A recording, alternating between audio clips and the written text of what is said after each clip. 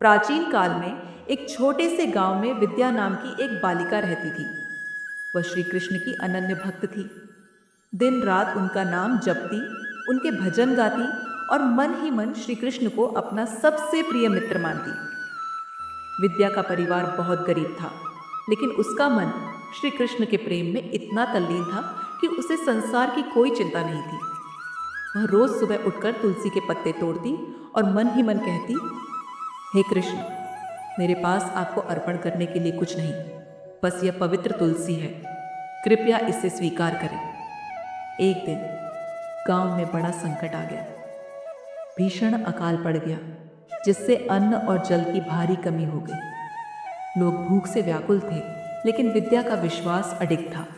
उसने गांव वालों से कहा, श्री कृष्ण सबकी रक्षा करेंगे, हमें उनकी शरण में जाना चाहिए। परंतु लोगों ने उसकी बातों पर ध्यान नहीं दिया। विद्या ने एकांत में बैठकर श्री कृष्ण से प्रार्थना की, हे नटवर नागर, हे मेरे प्यारे कान्हा, क्या आप अपनी इस छोटी सी भक्त की पुकार नहीं सुनेंगे?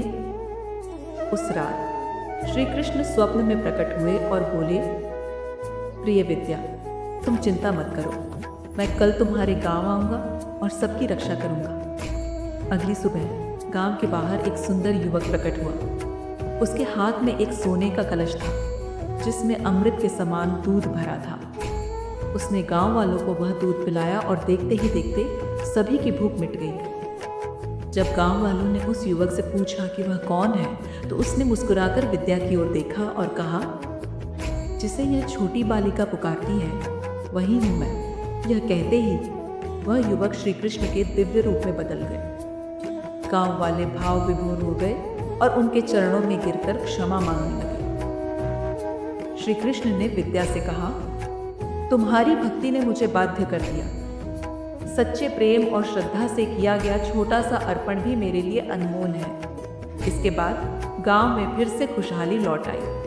विद्या और अधिक भक्ति में रम गई और उसका जीवन श्री कृष्ण की कृपा से आनंदमय हो गया। इस कथा से हमें यह सीख मिलती है कि सच्चे मन से की गई भक्ति कभी व्यर्थ नहीं जाती। श्री कृष्ण अपने भक्तों की पुकार अवश्य सुनते हैं और उनकी हर समस्या का समाधान करते हैं। जो कृष्ण को सच्चे हृदय से पुकारता है, वे सदैव उसकी रक्षा करते हैं।